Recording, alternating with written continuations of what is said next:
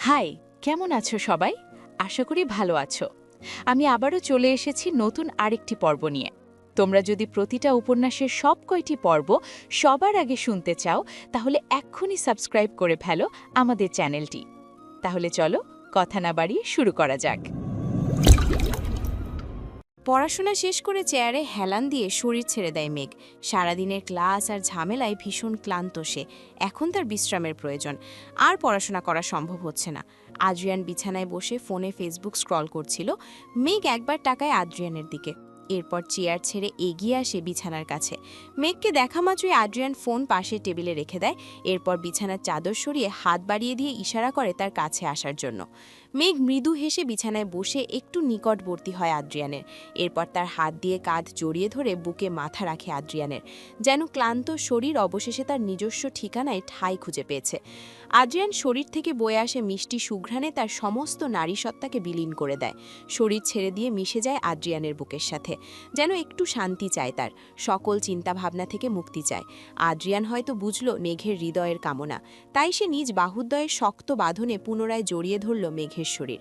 এরপর ঠোঁট এগিয়ে ছুঁয়ে দেয় মেঘের কানের পিঠ আর মাথায় থাকা লম্বা এলোকেশি চুল। আলতো হাতে ভাঁজ করা চুলের মাঝে হাত বুলিয়ে দেয়। মেঘ দীর্ঘশ্বাস ছেড়ে শান্ত হয়ে চোখ বন্ধ করে ঘুমানোর চেষ্টা করে। বেশ কিছুক্ষণ পর আদ্রিয়ান অনুভব করে মেঘের নিঃশ্বাস গম্ভীর হয়ে গেছে, বুকের ওঠানামা শান্ত হয়ে গেছে। আদ্রিয়ান তাকায় মেঘের ঘুমন্ত মুখশ্রীর দিকে, এরপর হাত দিয়ে তার নাকের ডগায় ছুঁয়ে দেয়। ঠোঁটে উষ্ণ আঙুল দিয়ে স্লাইড করে। গোলাপি রাঙা দুই অধরে আদ্রিয়ান তার বুড়ো আঙুল দিয়ে নাড়াচাড়া করে। তার বড্ড লোভ ওই দুই অধৈর্যরা নিজের ওষ্ঠের ভাঁজে নেওয়ার, মৃদু কামড় দিয়ে লাল রক্তিম করে দেওয়ার। কিন্তু আদ্রিয়ান তার লোভ সংযত রাখল, দীর্ঘ নিঃশ্বাস ছেড়ে নিজের মনের বাসনার ওপর নিয়ন্ত্রণ করল। তার বউ এখন ঘুমিয়ে পড়েছে, তাই কোনো প্রকার দুষ্টামি সে করবে না। বউয়ের ক্লান্ত শরীরের ওপর নিজের চাহিদা চাপিয়ে দিবে না। ঘুমন্ত মেঘের নিথর শরীর আঁকড়ে ধরে তার মাথা নিচু করে বালিশে রাখে। এরপর দুইজনের শরীরে উষ্ণ চাদর জড়িয়ে দেয়। মেঘ গুটিসুটি মেরে আদ্রিয়ানের বুকে ঘুমিয়ে পড়েছে। বেশ আদুরে লাগছে তাকে। স্বামীর বুকে ঘুমন্ত স্ত্রীকে বড়ই মোহনীয় লাগছে। দীর্ঘ 9 বছরের বিবাহিত জীবনে আজ দুইজন অজ্ঞানে একে অপরের কাছাকাছি এসেছে। প্রথমবার মেঘ তার স্বামীর বুকে মাথা রেখে ঘুমিয়েছে আজ। এই সামান্য সুখী তো মেঘ চেয়েছে সারা জীবন। অপূর্ণতা বলে কোনো শব্দ রইল না তার জীবনে। সে আদ্রিয়ানের ভালোবাসায় পরিপূর্ণ। আদ্রিয়ানও নিজ প্রিয়তমা স্ত্রীকে বুকে জড়িয়ে ঘুমের অতল গভীরে হারিয়ে যায়। তালুকদার বাড়ির বিছানায় বসে আরাম করে শুয়ে ব্যবসার কাগজপত্র দেখছিলেন জামান সাহেব। তার চোখে কালো ফ্রেমে সাদা চমসা, গম্ভীর চোখমুখ নিয়ে কাগজের ওপর স্থির দৃষ্টি তার। শার্লিন বেগম বেশ কয়েকবার রাতের খাবার খাওয়ার জন্য তাড়া দিয়েছেন, কিন্তু এখন ক্ষুধা নাই বলে জামান সাহেব তাকে বিরক্ত করতে নিষেধ করছেন।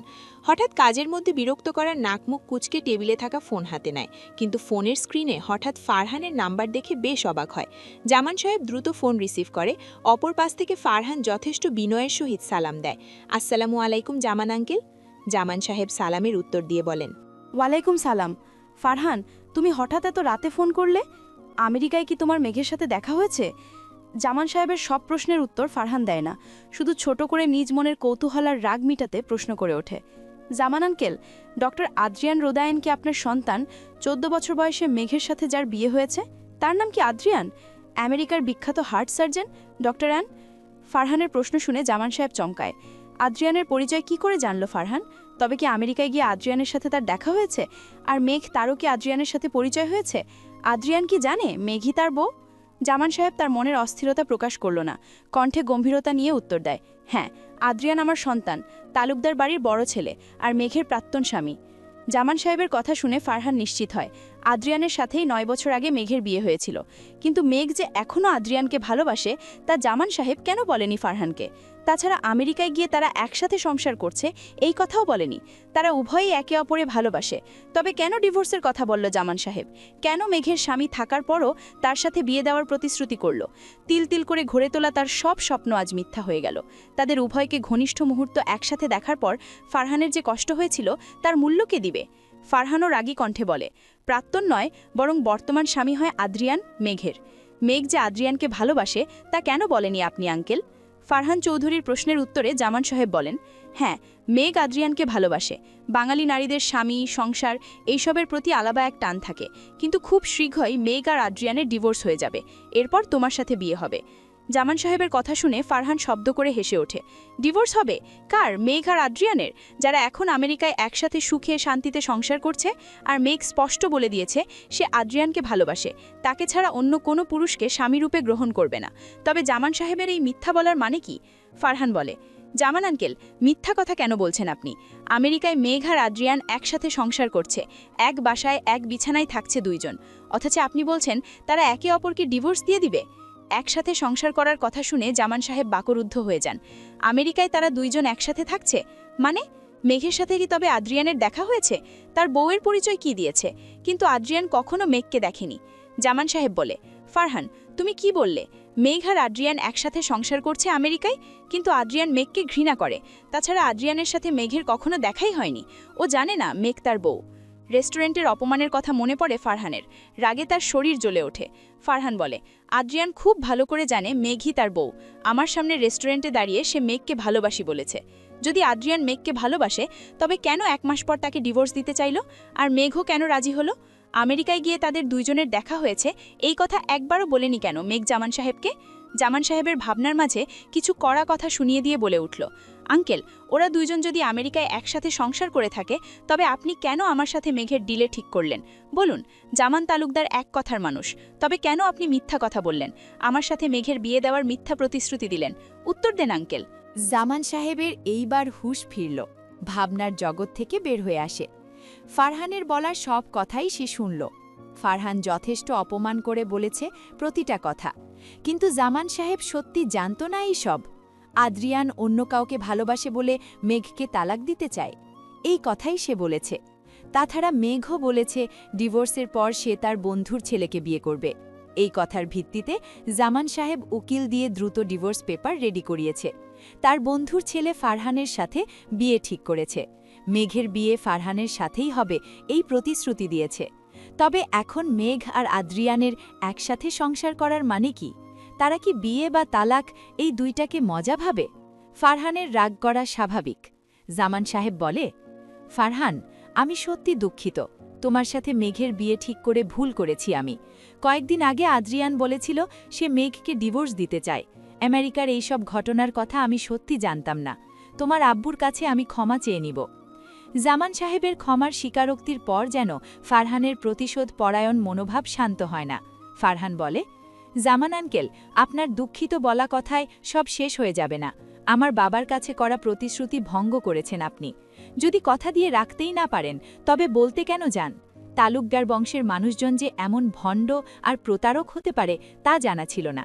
মিথ্যাবাদী আপনি আর আপনার ছেলে দুইটাই ভণ্ড। ছেলে বিয়ে করে বউকে রেখে বিদেশ চলে যায়, তাকে ঘৃণা করে দূরে থাকে। এরপর হঠাৎ করে বউয়ের প্রতি তার ভালোবাসা উদয় হয়। ইডিয়েট। আর বাবা নিজের বন্ধুর ছেলের সাথে তার আপন পুত্রবধূর বিয়ে ঠিক করে, অথচ তার ছেলে সেই বউয়ের সাথে একই বিছানায় থাকছে। মানে সিরিয়াসলি, আপনাদের তালুকদার বংশের রক্ত এমন বাজে কেন? বাবা আর ছেলে এই দুইজন বাটপার, প্রতারক আর মিথ্যাবাদী। জামান সাহেব কোনো কথা বলতে যাবে তার আগেই ফারহান ফোন কেটে দেয়। রাগে অপমানে জামান সাহেবের শরীর জ্বলে ওঠে। পাশের টেবিলে শব্দ করে ফোন রেখে দেয় জামান সাহেব। এত বছরের জীবনে এর আগে তাকে কেউ অপমান করার সাহস দেখায়নি, একমাত্র এই ফারহান ছাড়া। অবশ্য ফারহানের কথা ভুলও নয়, এই সব হয়েছে শুধুমাত্র আদ্রিয়ান আর মেঘের জন্য। জামান সাহেবকে বেশ দীর্ঘক্ষণ ধরে খাবার খাওয়ার জন্য ডাকছে শার্লিন বেগম, কিন্তু জামান সাহেবের কোনো সারশব্দ নাই দেখে উনি বাধ্য হয়ে রুমে যায়। দরজা দিয়ে ভিতরে প্রবেশ করে শার্লিন বেগম তাড়া দিয়ে বলে ওঠে, এই আদ্রর বাবা, তুমি এখনও রুমে বসে আছো? রাতের খাবার খাবে না? কত রাত হয়ে গেছে, প্রায় 1 ঘন্টা ধরে ডেকে যাচ্ছি তোমায়। শার্লিন বেগম রুম প্রবেশ করে বিছানায় বসে থাকা জামান সাহেবের চোখ মুখ দেখে ভয়ে আটকে ওঠে। 2 চোখ রাগে লাল হয়ে গেছে, সারা শরীর বেয়ে ঘাম বয়ে যাচ্ছে। মুখে গম্ভীর্যতার পাশাপাশি ভয়ঙ্কর রাগ ফুটে উঠছে। কিছুক্ষণ আগেই যে মানুষ শান্ত হয়ে বই পড়ছিল, হঠাৎ তার কি হলো? শার্লিন বেগম বলে, কি হয়েছে তোমার? এমন রাগী মুখ নিয়ে বসে আছো কেন? কাগজপত্রে কোনো সমস্যা হয়েছে? দোকানের হিসাবে কি গরমিল হয়েছে কোনো? শার্লিন বেগমের উপর সব রাগ ঝেড়ে দেয় জামান সাহেব। হাতে থাকা কাগজ ছুঁড়ে মারে ফ্লোরে। জানালা দিয়ে আসা বাতাসে কিছু কাগজ উড়ে যায় আর কিছু মুখে এসে পড়ে শার্লিন বেগমের। শার্লিন বেগম পুনরায় ভয়ার্ত কণ্ঠে প্রশ্ন করে, রাগ না দেখিয়ে, কি হয়েছে বলবে তো? জামান সাহেব ক্ষেপে থাকা বাঘের মতো গর্জন করে বলে ওঠে, কি শুনতে চাও কি তুমি শার্লিন? আমেরিকায় তোমার ছেলে আর মেঘ একসাথে সংসার করছে, একই বাড়িতে থাকছে, অথচ আমি কিছুই জানি না? তোমার ছেলে কিছুদিন আগে ফোন করে বলেছে সে মেঘকে ডিভোর্স হবে। এরপর যখন আমি ফারহানের সাথে বিয়ে ঠিক করেছি, তখন তোমার ছেলে আবার ফারহানের সামনে মেঘকে ভালোবাসি বলেছে। ফারহান ফোন করে আমার বংশ আর আমায় কত অপমান করলো জানো? তোমার ওই ছেলের জন্য আর কি কি সহ্য করতে হবে আমায়? জামান সাহেবের সম্পূর্ণ কথা শার্লিন বেগম শুনলেন না।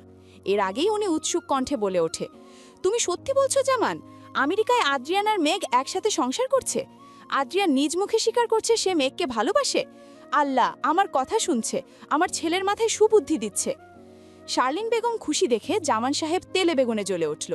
উনি ধমক দিয়ে বলে উঠল, শার্লিন তুমি কি চুপ করবে? খুব খুশি লাগছে তোমার? শুনে রাখো শার্লিন, তোমার ওই ছেলের জন্য আজ আমায় এত অপমানিত হতে হলো, এর শোধ আমি তুলব। খুব ইচ্ছুক না তোমার ছেলের বউকে ডিভোর্স দেওয়ার? ওই ইচ্ছা আমি পূরণ করব। মেঘের সাথে আদ্রিয়ানের ডিভোর্স হবে, অবশ্যই হবে। আর এরপর দ্বিতীয়বার মেঘের বিয়ে হবে ফারহানের সাথে। তোমার ছেলের থেকে প্রতিশোধ না নিয়ে এই জামান তালুকদার শান্ত হবে না। জামান সাহেব কথাটা বলে বিছানা থেকে উঠে দাঁড়ায়। এরপর বড় বড় পা ফেলে গটগট করে বের হয়ে যায়। শার্লিন বেগম পিছন থেকে ডাক দিয়ে বলে, আরে এত রাতে কোথায় যাও তুমি? খাবার খাবে না? টেবিলে খাবার সাজান আছে, শুনো খাবার খেয়ে যাও। অন্ধকার আচ্ছন্ন রাত হারিয়ে যায় দূরে আকাশে। সূর্যের মিটমিট আলোয় ভুবন রঙিন হয়ে ওঠে। জানালা ভেদ করে আসা সূর্যের আলোয় ঘুম ভাঙে মেঘের। পিটপিট করে চোখ খুলে তাকায়। মুখে হাই তুলে যখন ঘুম থেকে উঠতে যাবে, তখনই চোখ যায় অপর পাশে শুয়ে থাকা এক ঘুমন্ত পুরুষের উপর, যার পুরুষালী শক্ত বাঁধনে তার সমস্ত শরীর এখন বন্ধ। বেশ অধিকার নিয়ে তাকে জড়িয়ে ধরে রেখেছে। মেঘের মধ্যে নিজেকে ছাড়িয়ে নেওয়ার বিন্দুমাত্র তাড়া দেখা গেল, বরং তার ঠোঁটের কোণায় মৃদু হাসির ঝলক ফুটে উঠল। বালিশের কোণই দিয়ে ভর দিয়ে মাথা উঁচু করে তাকায় ঘুমন্ত সেই পুরুষটির দিকে, যার পরিচয় সে মেঘের স্বামী। ঘুমন্ত অবস্থায় আদ্রিয়ানকে বেশ সুন্দর লাগে। গম্ভীর মুখের আদলে এক নিষ্পাপ বাচ্চার ছাপ ফুটে ওঠে। মেঘ তার সূক্ষ্ম দুয়ে চোখ জোড়া দিয়ে বেশ খুঁটিয়ে খুঁটিয়ে মনোযোগ সহকারে দেখে আদ্রিয়ানকে। পুরুষ মানুষের রূপের বর্ণনা কোনো কাব্য সাহিত্য করে নাই, তবে যদি করত তাহলে হয়তো তার স্বামীর সৌন্দর্যের বর্ণনায় এক উপন্যাস লেখা যেত। মেঘ আলতো হাতে আদ্রিয়ানের কপালে হাত রাখে, সযত্নে তার মুখশ্রীর উপর হাত বুলায়। নাক, মুখ, ঠোঁট প্রতিটা জায়গায় তার হাতের ছোঁয়া দেয়। বেশ কিছুক্ষণ নির্লিপ্ত চোখে পলকহীন নয়নে তাকিয়ে থাকে, এরপর মিষ্টি হাসে। পুরুষ মানুষ যে এত সুন্দর হয় তা হয়তো আদ্রিয়ানের সাথে দেখা হওয়ার পর মেঘ বুঝল। নতুন নতুন বিয়ে হলে এমনই মনে হয়, যত সব আধিক্যেতা। সিঙ্গেল হয়ে এইসব লিখতে কষ্ট লাগে। ঘড়ির কাঁটার উপর চোখ পড়তেই মেঘের হুঁশ হয়। সকাল 9টা বাজে। যদিও আজ কলেজ বন্ধ, সাপ্তাহিক ছুটির দিন, কিন্তু বাসায় অনেক কাজ রয়েছে। দ্রুত রান্না শেষ করে সম্পূর্ণ বাসা পরিষ্কার করতে হবে। তাছাড়া রাতে খুব হালকা খাবার খাওয়া হয়েছে। আদ্রিয়ানের হয়তো ঘুম থেকে উঠলে ক্ষুধা লাগবে। মেঘ যখন তড়িঘড়ি করে বিছানা থেকে উঠতে যাবে, তখন হঠাৎ পিছন থেকে কেউ তার ওড়না টেনে ধরে। মেঘ অবাক হয়ে পিছনে ঘুরে তাকায়। আদ্রিয়ান ঘুম ঘুম কঞ্জে তার দিকে তাকিয়ে মিটমিট করে হাসছে। মেঘ ভ্রু কুচকে তাকায় আর বলে, আপনি না ঘুমিয়েছিলেন, কখন উঠলেন? আদ্রিয়ান হাত বাড়িয়ে মেঘের ওড়নার আড়ালে তার হাত ধরে, বিছানায় তার ওপর ফেলে দেয়। মেঘের লম্বা চুল এসে পড়ে আদ্রিয়ানের মুখের ওপর। আদ্রিয়ান যত্নে তার সরিয়ে কানের পিঠে গুজে দেয়। এরপর মেঘের করা প্রশ্নের উত্তরে বলে ওঠে, আমার বউ যখন তার আদুরে হাত আমার সারা মুখে ছুঁইয়ে দিচ্ছিল তখন উঠেছি। আদ্রিয়ানের কথায় মেঘ বেশ লজ্জা পায়। মেঘের গাল টেনে ধরে শব্দ করে চুমু খায় আদ্রিয়ান। হঠাৎ মেঘের মনে পড়ে তাকে রান্নাঘরে যেতে হবে। সকালের খাবার খাওয়ার সময় হয়ে গেছে। মেঘ তাড়াহুড়ো করে নিজেকে ছাড়িয়ে নেওয়ার চেষ্টা করে বলে, আদ্রিয়ান ছাড়ুন আমায়, গোসল করে রান্নাঘরে যেতে হবে। মেঘের মুখে গোসল শব্দটা শুনে আদ্রিয়ান দুষ্ট হেসে বলে, মেঘ এত সকালে গোসল করবে কেন? আমরা কি রাতে কিছু করেছি? আদ্রিয়ানের কথার মানে মেঘ বুঝতে পারে। আলতো করে থাপ্পড় বসায় আদ্রিয়ানের বুকে। এরপর বলে, আদ্রিয়ান আপনি না খুব দুষ্ট হয়ে যাচ্ছেন। বউয়ের সাথে দুষ্টামি করব না তো কার সাথে করব শুনি? অনেক দুষ্টামি হয়েছে, এখন ছাড়ুন, আমি রান্না করব। ক্ষুধা লাগেনি? না, তুমি 10টা-20টা চুমু দাও, পেট ভরে যাবে। আদ্রিয়ানের কথায় মেঘ হাসে। তারা দুজনে একে অপরের থেকে তাকিয়ে মুচকি হাসে। এরপর মেঘ আদ্রিয়ানের থেকে ছাড়া পেয়ে বিছানা থেকে উঠে দাঁড়িয়ে ওয়াশরুমের দরজা দিয়ে ভিতরে প্রবেশ করার আগে বলে ওঠে, আদ্রিয়ান দ্রুত ঘুম থেকে উঠুন, সকালের নাশতা করতে হবে, ফ্রেশ হবেন না আপনি? আদ্রিয়ান বিছানায় বালিশে হেলান দিয়ে শুয়ে মেঘের দিকে তাকিয়ে চোখ টিপ দিয়ে বলে, মেঘ, তুমি কি চাও আমরা একসাথে শাওয়ার নেই? অবশ্যই, আমার কোনো অসুবিধে নেই। দেখো, আমি ঘুম থেকে উঠে পড়েছি। আদ্রিয়ানের এমন কথা শুনে মেঘের কান গরম হয়ে যায়। বাথরুমের দরজা লাগিয়ে দিয়ে শব্দ করে বলে ওঠে, অসভ্য পুরুষ। বন্ধুরা, কেমন লাগলো এই পর্বটি? কমেন্ট করে জানাতে ভুলো না। খুব শীঘ্রই এই গল্পের নতুন পর্ব নিয়ে হাজির হব তোমাদের মাঝে। তাই এখনও সাবস্ক্রাইব করে না থাকলে দ্রুত সাবস্ক্রাইব করে বেল আইকন বাজিয়ে দাও।